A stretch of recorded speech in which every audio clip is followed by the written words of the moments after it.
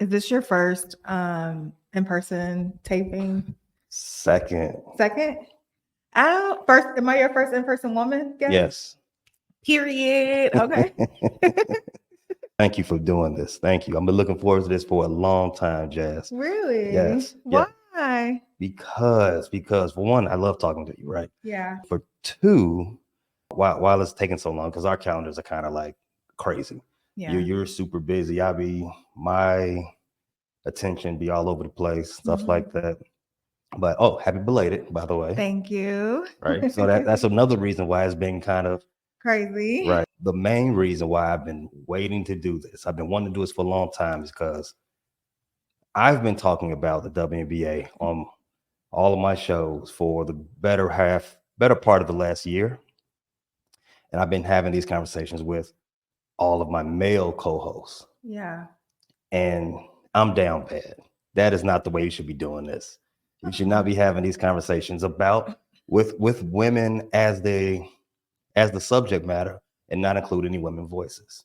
So thank you for coming on and giving your perspective on some of the things that's been going on in this topic. Yeah, you're absolutely welcome. I'm happy that you invited me to come on, because I wouldn't consider myself like a sports expert, but I love everything about women, and just like progress for women. So kudos to you though for talking about the WNBA way before this season, because there weren't a lot of folks talking about it.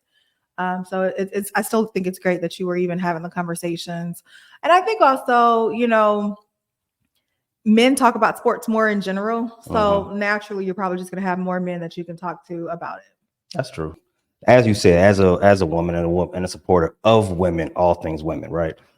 How has all of this added attention from men putting their men's perspective on the women's game? How does that arrive with you?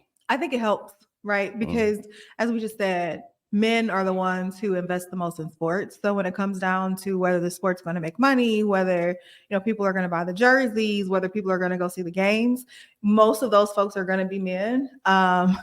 It's funny because one of my Facebook friends, when like the WNBA was popular and everybody started buying tickets and they were selling out, she's a lesbian woman, and she was pissed. She was like, y'all buying all the tickets, this is where she used to go to meet her women, so prior to this new popularity, there weren't a lot of people in general that were going to these games, and it wasn't like the crowd that you're seeing right now. I'll be honest, like while I pay attention to football and basketball, I wasn't paying attention as much either. I was paying attention to college, but not as much to the WNBA. So I think from a business perspective, of course it helps, because men are going to be the ones to invest in sports. So it's great to see men find value in women's sports, because for a while it was always like, it's so boring and they're not that good.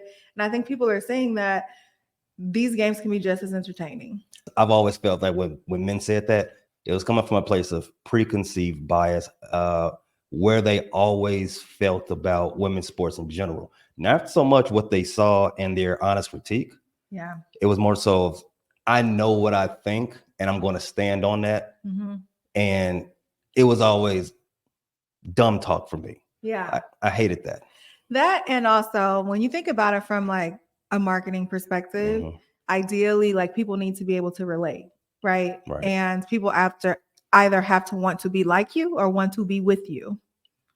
That's generally how it is, right? So I feel like men felt as if they couldn't relate, because in a lot of cases they didn't want to be like women, right? And also a lot of the women, like, we're honest, a lot of the women in the WNBA are not interested in men. So like they didn't find those women relatable.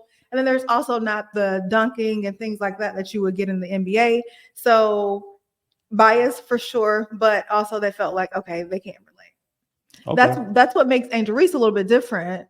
Although I feel like y'all be hating on her sometimes, but that's what makes her a little different, is because, and even some more of the girls, she's wearing heels. She calls herself a Barbie. So while she's a dog on the court, as she calls herself, when it comes down to how she presents herself on a daily basis, she's in heels, she's in crop tops. And so that kind of, I feel like this new group of women that have come into the WNBA like changed it a little bit, because it's not, all of the No offense, but it was a different breed prior to. And we're gonna start that breed going back maybe 10 years with Skylar Diggins. Mm-hmm. I think when she got on the scene, maybe some of that started to change. And as someone who has a background in marketing, yeah, you know the old saying, sex sells. Right. Sex sells. Skylar Diggins is a very attractive young lady. It's just birthed a line from the younger millennials into the Gen Zers who are forward facing in their image. And I think the WNBA tried to, put her out front. I just don't think she had enough. There's this other part also of the black-white racial thing that's going on that always works in America. It's always going to get attention in America. It is what helped to take the NBA to the place it is with Larry Bird and Magic Johnson. And so, I mean, I feel like they saw what happened with the NBA. I saw actually a clip where Magic Johnson was talking about how he would go play the game and then they would go and watch the game afterwards, right? When it was played. I think it was Magic said he did that, or he was talking about another player. But long story short, there was a point where the NBA wasn't even so popular that the games were live. Like they could go play the game and then go back to their hotel or go back home and watch the game as it's played on TV. But you see what happened with Larry Bird and Magic Johnson, where the whole racial thing popularized the game and then brought all of this attention. And we're seeing that happen as well with the WNBA, where they just got this, huge investment and partnership, $1 billion investment, where, now they're going to start seeing some of these funds that they've been asking for a while. And I think they've earned it versus it being like, okay, everybody else gets paid this amount, we should get paid it too. I think they're actually earning it now. As someone in marketing, as we talked about, not necessarily sports marketing, but as someone who does understand playing to a wider audience, being provocative, understanding the necessary tempos you have to hit. The Angel Reese, Caitlin Clark debate. How has that given to you? You tipped onto it a little bit, right? There's an underlying about, in it for this. Where's that going with you? You already said sex sells. What else sells in this country? Yeah, controversy sells, racial issues sells. It sells. And especially with social media hyping it all up. And I love social media. I'm on there all day, as you know. But it helped to increase people's attention, because I don't know if you remember this, but Angel Reese was actually already viral before the whole Caitlin Clark thing. That's true. Remember, she jumped out of her shoe and then she did the block and that went viral, but that was dope, but it didn't go as viral as when she did the whole ring thing to Caitlin Clark. And that's when white people was like, hold up. Hold up now. They were like, hold up. Caitlin Clark, they both been great players for a while. Caitlin's been doing her thing for a while. Angel's been doing her thing for some time.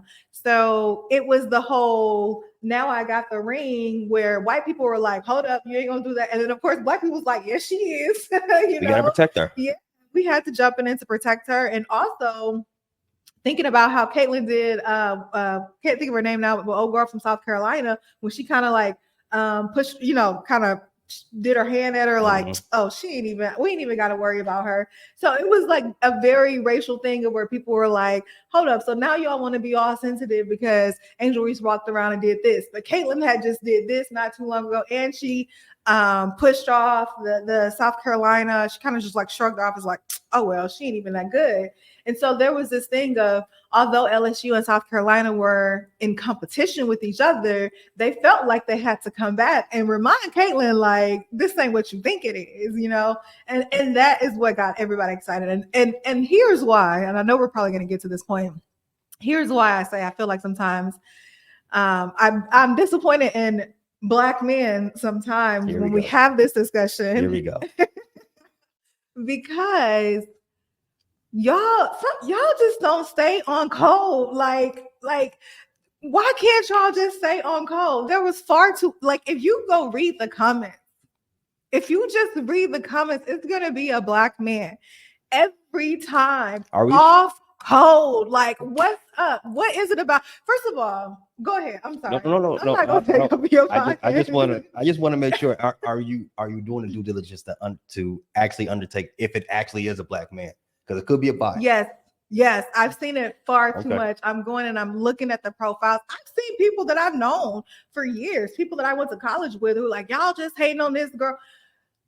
Are we going to ignore the racism, the racial undertones of this whole conversation? Because what we have seen is Angel Reese is doing her thing. And Caitlin Clark, while she's a decent player, nobody remembers the number one. Who has the most assists ever in the NBA? NBA. John Stockton.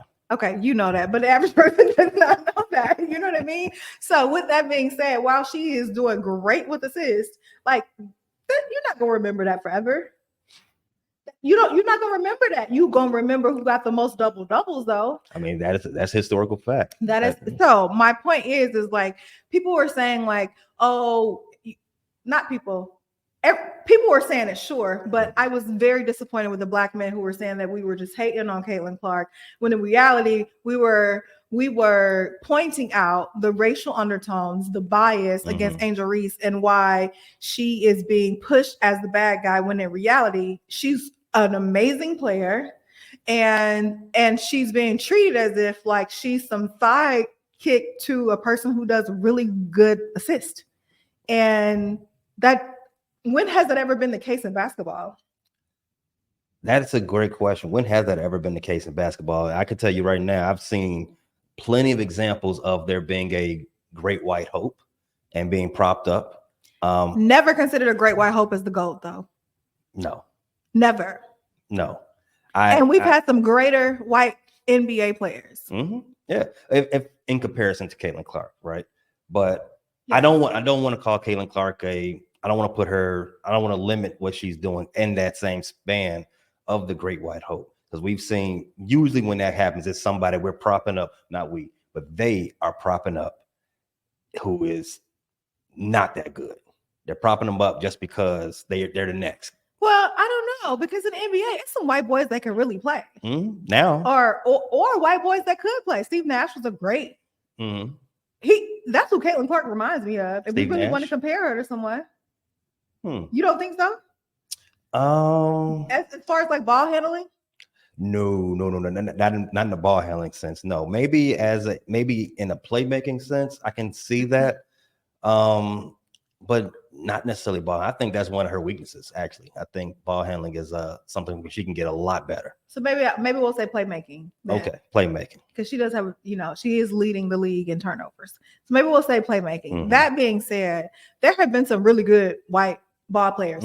They're never in the GOAT conversation though. No. Well, Larry Bird. But like that's not really. I don't hear him in the conversation. Not anymore. No, you're right. Okay. Somehow, Caitlin, highest turnovers in the league, amazing assist. Inconsistent as a shooter. Very, very, very inconsistent, as we just saw with the All-Star game. I will have to interject. Angel Reese's field goal percentage is not very good either. Just throw it out there. And there's no pushback on that. But my point is that she was getting GOAT talk. And when people were like, yo, you have all these amazing basketball players that we don't want, that we're just gonna skip, not your current folks, but even like, back in the day, the ones that even got us when we were interested in the WNBA some years ago with Cheryl Swoops and all of them. Did you watch back then? Yes, I did. We watched back then, and we went straight to GOAT talk. Straight to GOAT talk. And meanwhile, you have Asia Wilson with the Aces, who is real live balling out there. Right. And everybody's like, oh, you should be happy that Kayla, like, hold up. We're just going to ignore all these Black women. And so it was very disappointing to see Black men be like, oh, y'all just hating on her. It's like, yo, why y'all so off code? Like, do you not have the same experiences in this country? Do you not experience like the discrimination? Do you not experience how sometimes we have to work harder? Are you not seeing Angel Reese absolutely balling out there? Are you not seeing Angel Wilson absolutely balling out? Did you not know who Cheryl Swoops was? But y'all saying we hate it because we're like, this girl ain't the GOAT? it disappoints me to my core. It does, because bring it back. If it's just a basketball conversation, then I can entertain it a little bit differently. How so? But how can you entertain the GOAT conversation? I hate GOAT conversations. I hate it. I feel like it's very lowest common denominator. But again, as we talk in marketing, sex sells, and that's very sexy in basketball terms. Yeah. When people started putting her in GOAT conversations, I just rolled my eyes and dismissed the conversation. Yeah. But if it was just a basketball conversation of where she lands, and if you happen to land her in a GOAT conversation, I can see that, and I can file it away as just more, for one, moronic, because you just don't watch the game. I can just file it away as that. But when you take it to another step and saying that, as you're alluding to, she's saving the game, like she's doing something like all these other better basketball players have never done, propping the league up, a league that was built on Black women. That's where I get a little annoyed at, So does she play a huge role in the growth of the game? Absolutely. Does she? Absolutely. We cannot take that from her. She's a good player too. She's nowhere near GOAT conversation. She might eventually get there, but she's a good player. She plays a huge role in the game, growing people's attention. But there is no Caitlin Clark without Angel Reese. That's the thing. That's true. Caitlin Clark been playing basketball all her life. When did you hear about her for the first time? I personally, I heard about her. This question. I don't really follow, women's college ball like that. I'm a big WNBA watcher. I've been watching WNBA since day one. I love WNBA. My favorite team, Minnesota Lynx. They're back, baby. I'm looking for that, the pro game. I'm not necessarily watching the college game like that. Now, Caitlin Clark, she first popped on my radar. I want to say her sophomore or junior year. She did 5 years, if I'm not mistaken.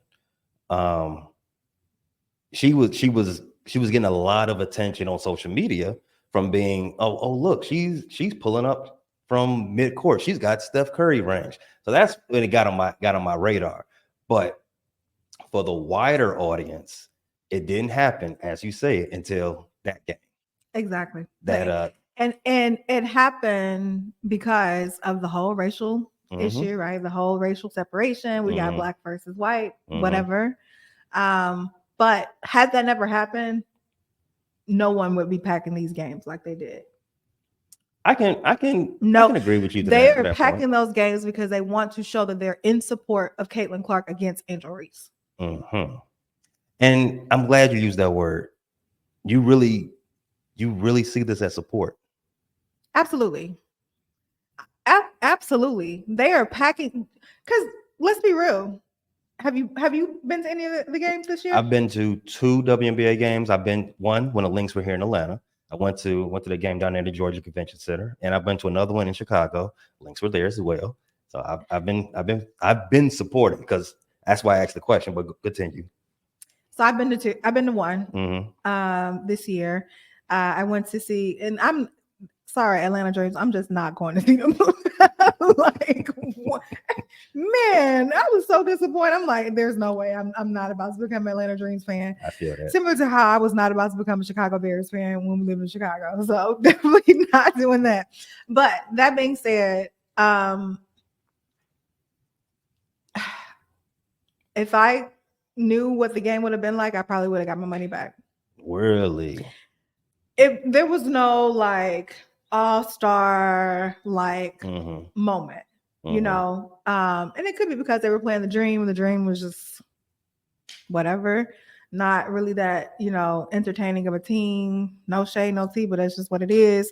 So I saw all that to say, for these stadiums to be packed out and sold out and all, you have NBA teams that ain't even selling out like that, right? True. So she's not playing to that level. She's way too inconsistent. She's not playing to that level. They're going in support behind the whole Black versus white. They're saying, I'm with white. Yeah, and thank you for that clarification. So to me, I feel like, and this is to come all the way back to where we were at the beginning. I feel like the whole thing is dumb. I feel like it's all lowest common denominator, right? Because as you said, it's that undertone. We're not really talking about Angel Reese versus Caitlin Clark because to be honest, they're not actual rivals like that. I mean, they have a history, and and their games are kind of fiery, but they're not going one-on-one versus each other. Right. They're not playing the same position. Exactly. They're not defending each other. So the entire conversation is based in the undertones with it. And then you also hear from like, well, yeah, thanks to Caitlin Clark or Angel Reese, you are getting a lot more eyeballs, a lot more conversation for the WNBA. And I say, are you though? Are you actually supporting the WNBA? Because what you're saying is you're supporting your bias. You're supporting this trash argument that you want to make. You're not really supporting. Are you going to games? Are you buying merch? Are you buying the entire league pass? They are. Not the league pass. They're going to her games. Oh yeah. They're supporting white, heterosexual woman from Iowa. You know, they're supporting who they identify with. In the same way that, like, I probably wouldn't be going to Angel Reese game when they play in Atlanta, but I am. I got my ticket. You know, I probably wouldn't be going to that game if it weren't for the whole Caitlin Clark, Angel Reese situation, because I want to be like, yo, okay, well, pull up. Y'all can't just be attacking, you know, like I gotta come out and show support that, you know, that she is also a great player. So I want to show support for her. And another side point that I don't like about the situation is Angel Reese has accepted the villain character. And I don't like that. I hate it actually, because why?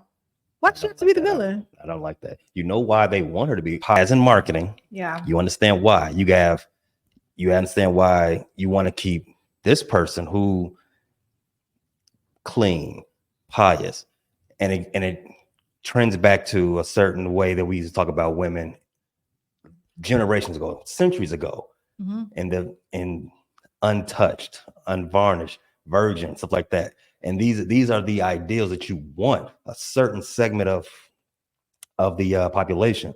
That's how they want their women to present. Yeah, you know, in that way. And then you have Angel on this side who doesn't fit that narrative. So it's easy for them. The only reason she doesn't fit that narrative is because she is confident. That's correct. They don't like that. She believes in herself, and she doesn't go up and be like, well, I'm just happy to play. I'm just happy to play. Because Caitlin goes up there and she does that. I'm just happy to play the game, basketball. She always says it. You know, Angel's up there like, I'm a dog. They don't like that she is confident in herself, that she doesn't wait for others to build up her confidence. Because when you wait for people to build up your confidence, they can also take it away from you. That's true. They don't like that when they ask her, how are you able to do it? She's like, I'm a dog. You know, they want her to be like, well, you know, it's my teammates and I'm just happy to play this game that I love. And she's like, nah, I work hard, but I'm good. And she is, you know, and she proved that. But I was thinking about this because if it was a man saying that, wouldn't even be a problem. Kanye say it all the time. Not just Kanye. What's dude from Minnesota? AE. Anthony Edwards. Super arrogant. Super. We love it though. I was watching Sprint on Netflix. Have you watched that yet? Not yet. Okay. So there's Sha'Carri and there's also Kyle. Oh, he talks way more trash than Sha'Carri. Oh, he is so arrogant. He's so confident. Maybe arrogant is not the right word. He's so confident in himself. And I love it from both of them. I love it from Angel Reese as well. But the reality is he don't get that type of pushback. He only got pushback when he said, and that shows you how he talks. Because if you go look at how he talks about the sport, he's like, okay, nobody beat me. You know, that's why he was confident in saying that about the NBA. Like, how you gonna call yourself the world champions with, you know, he is a super confident, cocky guy. He gets none of the pushback. Now he backs it up. I'm not gonna lie. He backs it up. Nobody is messing with him. He's the fastest man in the world, hands down, in the hundreds and the 200s. But he gets away with being cocky and confident in a way that Sha'Carri doesn't. AE gets away with being cocky and confident in a way that Angel Reese doesn't. And it's because, like, as women, we're supposed to be, soft and just happy to have a chance. That's right. and all of that comes back to people not actually watching women play sports, wherever the sport may be, track and field, basketball. If you was actually doing this before you started running your mouth, you understand that, hey, these women are physical. Hey, these women talk mess. People that always say I turned off about basketball. They're too buddy. There's nobody, nobody's out there gritting and grinding no more. It's pillow. It's soft now. Soft, yeah. Everything that you dislike about the NBA is right there for the taking in the WNBA. If you don't have your bias, you got all these women in there are going at each other's throats, talking junk. There's nobody buddy. And you know who I believe is out there talking the most or just as much as everybody else? Is her initial CC? Yes. That's why people are like, why they playing her so hard? It's like, do you think they just hate this girl? Like, no, she out there talking trash too. And there are clips where you can see where she's getting away with knocking girls down, hitting them, all of that stuff. But she then goes in the news conference and she's like, oh, super calm and humble and all that stuff. And that's cool. Nothing wrong with it. But that goes back to the whole, like, they only see when Angel Reese is the one that's playing aggressive. They only see when what's a girl from Chicago, Angel's teammate, the one who pushed Caitlyn down, the light-skinned girl. Cardova? No. The Carter. guard. Carter. Yes. Shannon Carter. Yes. They only see when she's playing aggressive, and she got an attitude problem for real.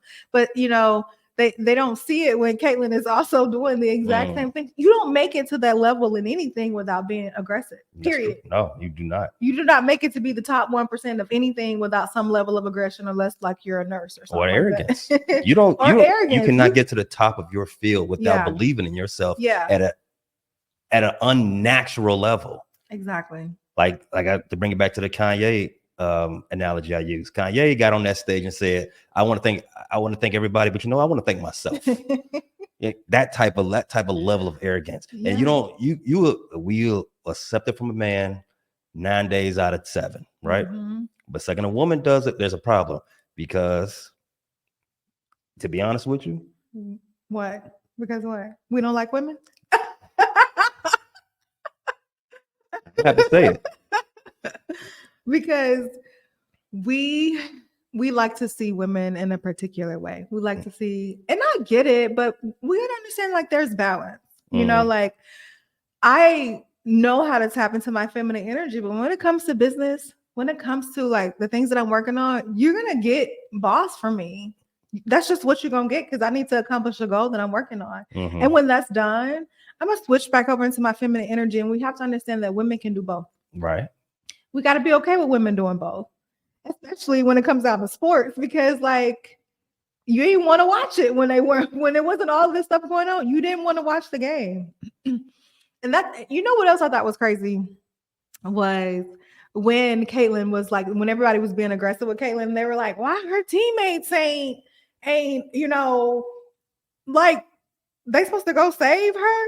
Like, you want, like, what is going on? They supposed to, I get that she's like the meal ticket partially, like people are coming to the games, but everybody's out here being aggressive.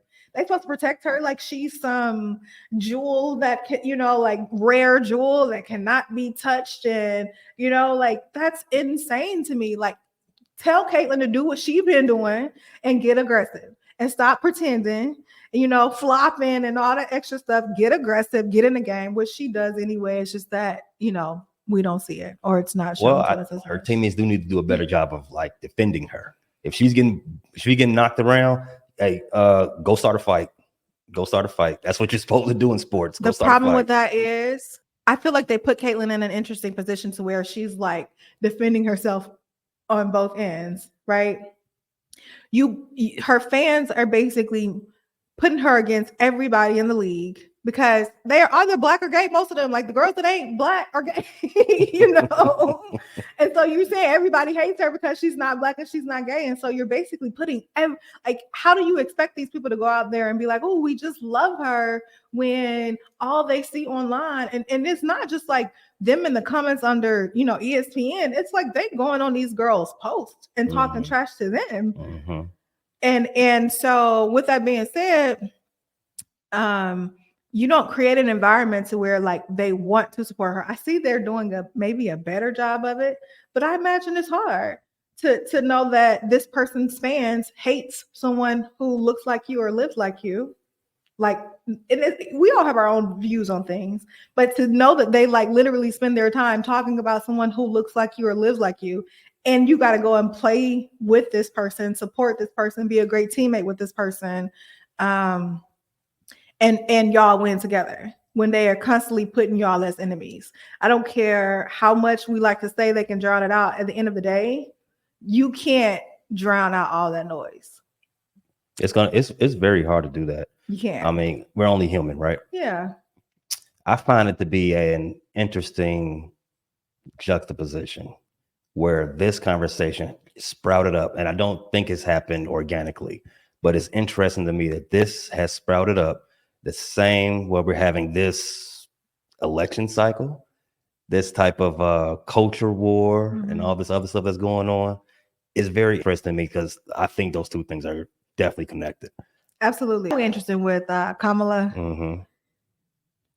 I don't know, because we've seen some folks endorse her and we've seen some folks stay away from endorsing her, which makes me feel like there might be some other candidates that people are considering.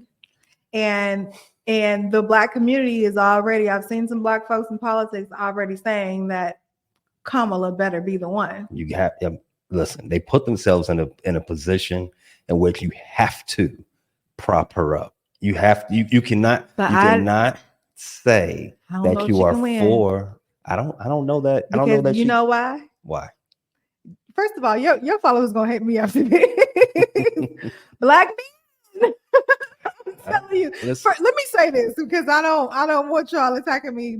You know me. You know me for a long time. That's right. I do not hate Black men. You love Black men. I love Black men. It's just some of these topics, you know, I have some thoughts and views about it. But that being said, nobody hates a successful Black woman more than Black men. I think Black men are a little bit what's the word I want to say? The loudest ones that you're referring to. We're not referring to everybody. We're not saying Black men are a monolith and we all do the same thing. Yeah, can I correct that actually? Go ahead. The majority of Black men are not like this. What happens is on social media, there's like podcasts and posts and things of that nature where those folks are the loudest. And so the vast majority of Black men do not feel that way, but all it takes is a large enough percentage of men who feel like Black women are given opportunities that Black men aren't given, or who feel like Black women who are successful, intelligent, well-educated, or arrogant, or feel like they're better than. And she's married to a white man. So I don't think it necessarily solves the problem the Democratic Party is having. I think the Democratic Party somehow thought that the issue is just that Biden was old, but I think it's more of, at least for the Black community, which is who I talk about a lot, obviously. I think that it's more systemic. No, I think that we're much smarter than they think we are. So when they were, discussing this whole Project 2025 stuff, they thought that was going to be the whole, like, okay, everybody got to be scared. We're going to be slaves again if we don't vote. And it wasn't working in the way that they were hoping it would. And so now I think that they think, okay, some of them, you get a Black candidate, that's going to pull the Black people in. It's going to pull Black women in, because Black women, unfortunately, still fall for the okie doke. I love y'all too. I love us too. But I don't think Black men are going to fall for that. I think that there are a lot of Black men who feel that Black women are given opportunities that Black men are not. And they'll see Kamala as one of those women. She's also married to a white man. I think that some Black men are going to see that as a problem. And you add that to the already issue of the Democratic Party not addressing some of the bigger challenges in our community. So we'll see. I know this is not a political podcast, but I steered it this way for a purpose because Kamala, being a Black woman, I'm trying my damnedest to support Black women. Black women are dope, even the ones that play outside the color line. I still support. However, I don't think there's a lot of Black men that play in these woods, but obviously, getting a shorter mic, getting a roadcaster, getting some podcast equipment, it don't cost that much just to go out there and put your voice out there. And it really, if you know how to play the algorithm, you can get aggregated really fast. And it makes it seem that you're the loudest voice in the room. And it makes it seem that you are speaking for a majority or even a silent majority or whatever the case may be. I definitely don't think that's how a lot of Black men think. I think there are just a certain segment that are aggrieved and have gotten too chummy with the bro culture, the Joe Rogans of the world, the Andrew Tates of the world. A lot of them have just been siphoned up into that BS. Out of pain. They get some help. Go talk to somebody. Get your therapist. Out of pain. I'm not a psychologist at all, but what I tend to see is the usual character, which is, someone that has been rejected by Black women for a while. And because of that, they go find like these communities of other men who have been rejected either by Black women or just by women in general. They find a place of acceptance. And then your Joe Rogans of the world, your Andrew Tates of the world, there's a few other of those podcasts that are really popular, but they create a space for these men to air out their grievances, to be heard. And as a community, we have to do a better job of how we treat the outcast of our community as well. But it oftentimes seems like it's coming from pain, so I don't know. Help. Yeah. Get help. But your father was gonna say I need help because what I said about Black men on there.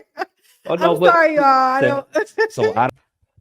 So just so that I don't also get dragged in case there's people that do want to have something to say about you, I do want to point out that there are women and that also fit that same bill that you were describing. Absolutely. I agree.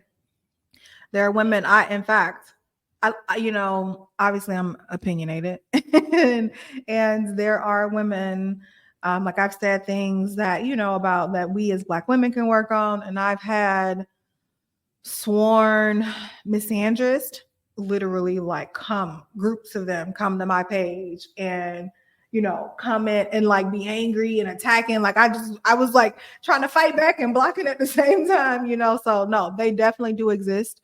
In fact, there's a whole movement. They call it 4B movement. Have you heard about that? No, what's that?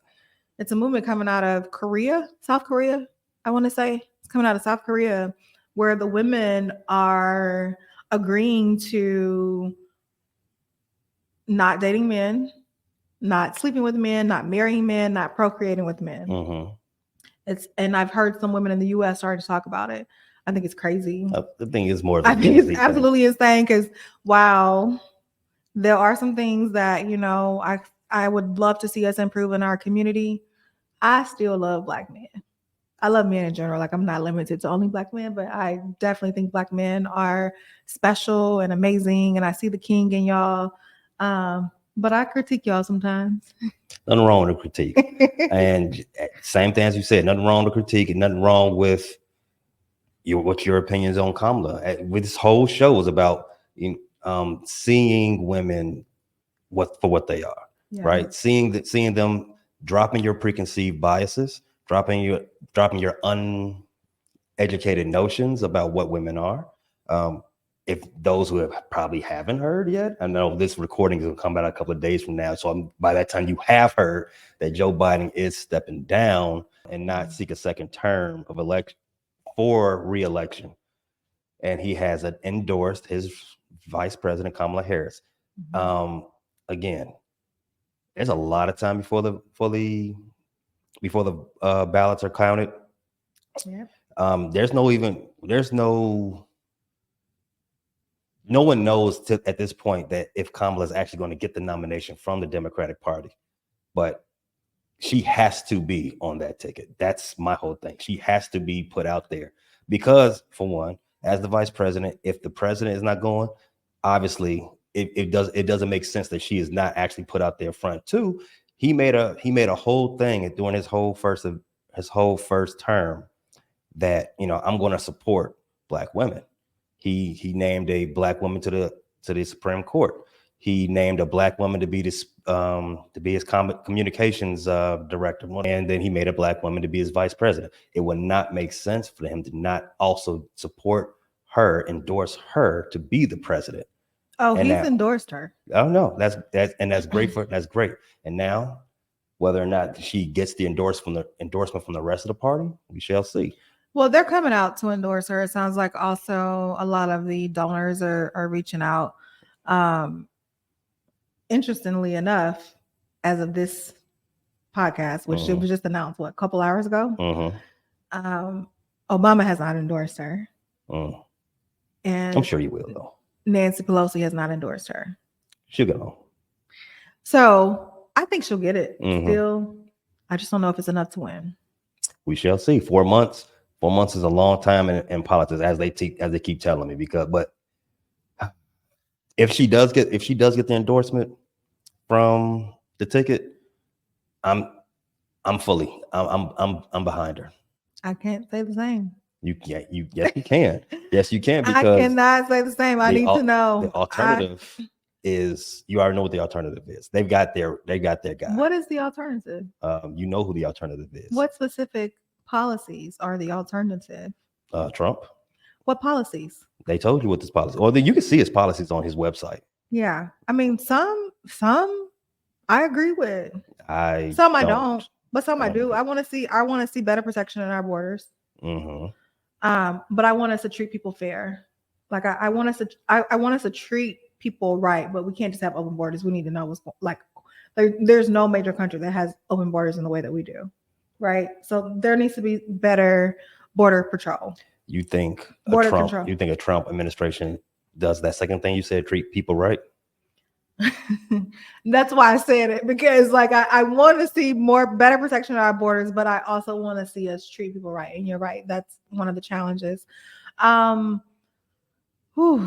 It's like I came to your podcast and I just said all the controversial things. I do think that there needs to be some limitations when it comes to abortion. I think that those limitations should be discussed between a woman and her doctor. I understand that. But I do think as a society that we need to have some baseline limitations. It's not for me to say. Yeah. I'm not the one laying on the table. I have a uterus. So I'm also Christian. So I'm just sharing with you reasons why I think that why I can't just be like, oh, I hate Trump. There are some things I actually do agree with him on. I don't. I know. You're much more liberal than me. I wouldn't even say that. I'm past liberal. I'm progressive. Progressive. Yeah, nothing wrong with that. There are some areas I'm progressive though. Sure. I think that we should keep controversial topics out of schools. I think that parents should be able to teach their kids their own values. I'm not saying that we shouldn't discuss and educate around things, but I think that like CRT. You know what?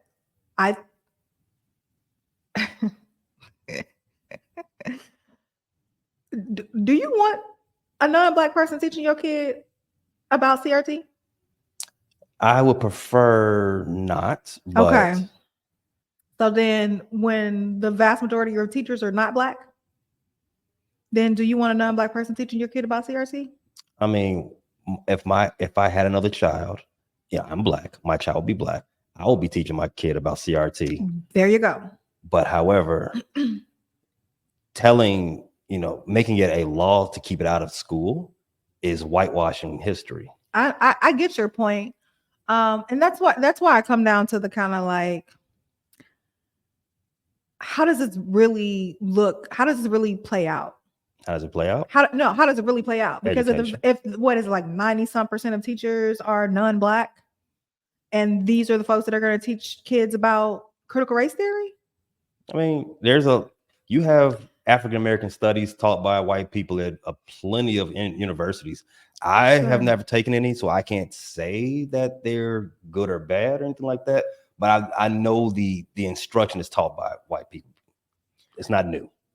I hear you, but so I said that to say, like, I get it. Like, as a person that loves Black people, I want Black people to be knowledgeable. I want the country, I want the world to be knowledgeable of our Blackness and how we got to where we are and all of the experiences we've had and how that affects us and so on and so forth. But I do think it matters where it comes from. Okay. But you do agree that it's something that should be taught? No. Why not? Not in school. Why? Who's going to teach it? Because it matters who it comes from. Okay. You. Okay. So you teach it to your child. Said that it should fall on the parents to teach their kids values. Absolutely. Right? So I'll teach my kid that. On the opposite side of the street, what's little Joey learning? Little Joey's parents have to do a better job and make sure they're teaching their kids too. Because what you don't want is Karen teaching your kid about critical race theory. But there's too much room for error. And there's way too much room for error. If it's not there to begin with, what room for error would that be? At the end of the day, if it's there to begin with, 90% of the teachers that are teaching it, and I haven't seen the statistics in a while, but I remember there being a craziest statistic where the vast majority of teachers are non-Black. The reality is, do you want non-Black people teaching your kids about Blackness? These are the same folks that we have to deal with on a daily basis. They're going to teach it. So I'm not saying, so here's my point. I'm not saying that I don't want it necessarily. So if I say that, let me correct that. I'm not saying I don't want it. It's just not a deal breaker in my voting, because I understand that even if it is in the school, it ain't being taught by us. So it's not going to, the message is not going to be the message we want delivered. That's my point. So CRT is not necessarily African American studies or anything like that. CRT is critical race theory. It's teaching the history of racism and how it's applied legally and how it's made certain laws. I don't necessarily think a Black person has to come from a Black perspective. I mean, because it's history. Yeah, but if I sit and have a conversation, you and I have been having this conversation, right? If I sit and talk about Angel Reese and Caitlin Clark, how what I say about it is going to be different from how a Caitlin Clark fan is gonna discuss that. The biases that are going to come from it. So I think we have to be careful with who's having these conversations with our kids. Okay. I absolutely think we have to be careful. But I looked at, like, for example, the curriculum in Florida when there was like this whole thing about Florida's the state where they burn books, right? I don't know if they burn books there, but I looked at the curriculum in Florida and it was like an African American something course. I don't know exactly what it was called, but it was the one that their governor pushed down and everybody was angry about.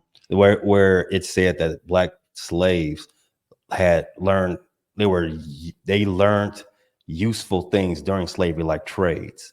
That's the course you're referring to? No, they wouldn't. The governor of Florida would want to keep that. I'm talking about the one he got rid of. Okay.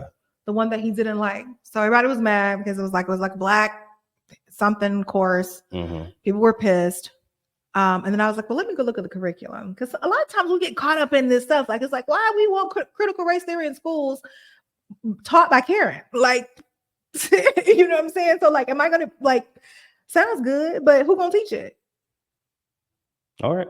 I would have to say that, and you're talking to a person who went to HBCU but grew up in southeastern Alabama, predominantly taught by white teachers. So I've experienced both. It's a difference. There's a difference, huh? There is a difference, you know. But I didn't go to HBCU, but majority of my teachers in my upbringing were all Black. Because you grew up in Chicago. That's correct. And so you have the privilege of having Black teachers. You'll know what it's like to have white teachers, which is the case for the majority of students in this country. And so do you want teachers who do not really understand teaching about those things? Because there's going to be a bias, whether we like it or not. So that's why I say I don't think it matters if these type of topics are necessarily taught in schools, because if you don't have the right people teaching it, it's not going to get the results we want. Well, you know, if your boy got back in the office, one of the first things they want to do is get rid of the Department of Education. You can disband all this talk anyway. Yeah. He's going to send it back to the states, which is, I think, where it belongs. So therefore, in like Illinois, you'll have critical race theory where it's taught by Black teachers. You won't have it in Alabama because they're not going to vote for it, but it don't even be taught by the teachers in Alabama anyway, because they are the ones are descendants of the slave owners. Do you get what I'm saying? So I'm okay with it going back to the states. People that need it.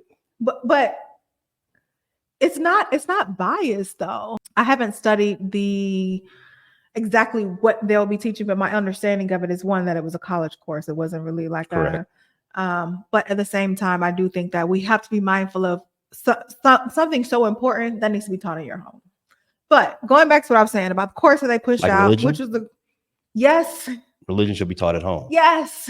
Now we're on common ground there. Okay. So let's go back, right? Ooh, that's a dog whistle. Let's not go back. No, when we talk about the Florida, for example, one of the topics in that course that everybody was so angry they pushed was like Black feminism, Black LGBTQ, all of those things. It wasn't just like it was a lot of things that people. It's too controversial. Those are things people should be teaching their values about those type of topics: religion, sexuality, gender. That should come from your home. Okay. That should not come from your teachers. There's far too much bias. I could feel one way about the topic. Another person could feel another way about the topic. And depending on how we feel, that's how the conversation is going to go. All right. I mean, I'm not going to say that that's right or wrong. A lot of people think that school should also be a place, a sanctuary in some place, a safe place for a kid to find themselves. But I tend to believe that schools in this country and maybe most countries is not necessarily a place for critical thinking or I'm to steal a line from one of my favorite cartoons, Rick and Morty. School is not a place for smart people. It's largely a place for indoctrination. Yes, that's why we need to keep those controversial topics outside of the schools, because we're indoctrinating kids. No. The values it's already of who's there. In power right now. The indoctrination. School is a place for indoctrination. Yeah. That's why you pledge allegiance in school. Yes. That's why you need better courses where you can teach kids to think critically. That was the whole point. I think critically, about math and science and history and social studies, but think critically about life in general. No, I disagree. Just because kids are so young and so easily influenced about things that are going on outside of. I don't think a 6-year-old needs to be concerning themselves with heavier topics. No, I don't think that. I don't think that's necessary. I do think there's a way you can broach it for every grade level in the home. Well, I mean, those type of like sex ed, right? You always have to sign off on sex ed. As far as that I'm aware of. They don't just force you into sex ed, at least not until you get to like 10th grade or so. But stuff like that, you can sign off. We're gonna have a class over here. You got to sign off on it. I think there's a happy medium, stuff like that. Just telling me that under some sort of draconian rule that could take over, and you're just telling me what my kid is not going to learn. And you only get these set of facts. Your alternative facts is the only thing that they can have. I feel like your kids' values should be taught in their home. You should teach your kids about morality, about values. If you have Black children, that is absolutely 1000% your responsibility to prepare your kids for this country. And I'm not saying it in a way of like, it ain't nobody else got to be worried about it. I'm saying in a way of like, if we don't do it, they're not going to get it. I don't think history is a value. I think history is history. No, history is one thing. Critical race theory is something else. It's history. And listen, I would teach my kids about critical race theory. I don't have kids, but if I did, I would teach them about that. But they're gonna come out of it, being like a member of the Black Panther Party. Somebody. I don't want somebody who thinks that the Nation of Islam is a terrorist organization teaching my kids about critical race theory. And I'm Christian, right? But I want someone that really understands the Black experience, that understands why, how the Nation of Islam became the way that it is, how the Black Panther Party became the way that it is, how there's an Ethiopian Bible and Black prophets, and like I would teach my kids those things. Karen can't teach my kids that. Okay. All right. So earlier we spoke about. I can't believe we went in a whole tangent about this. That's fine. This is going to basically make a bunch of people come and attack me on social media, and I'm going to be. That's not true. Blowing you up. I'm going to be blowing your phone up. Go ahead. Earlier we talked about Black men staying on code. You might get some people telling you I'm off code. They might say that about you. You might say you're off code. But even if you hear my reason why, I think the way that we are now, that there's no room for listening and honest debate. I think that you're either with us or against us. I'm with us. I'm saying I'm not saying that's a good thing. We need to teach our kids about critical race theory, not somebody who doesn't understand our lived experience and is probably biased against us teaching it. And that is what most teachers are not Black. Okay. Like 90-something%. So again, back to what you were saying about being on code. And again, we all want to prosper. We all want the people that look like us to prosper. The end game, right? That's the exact goal that we all want. With you saying that about Black men being a little bit sometimes off, and they've come to these conclusions, or come to these feelings because they've had some issues or had some missteps in their dating life. That's something that you're a professional in, right? You are. I used to be a professional matchmaker. Yeah. Used to be. I used to be. Yes, I know. That's how we met. That's not how we met. I know that's not how we met, but that is one of the earlier conversations that we had. Yeah. Years ago. Mm-hmm. That's something that's in your background. You are very learned on that. What are some other things that you are in that space that you got coming up? Yeah.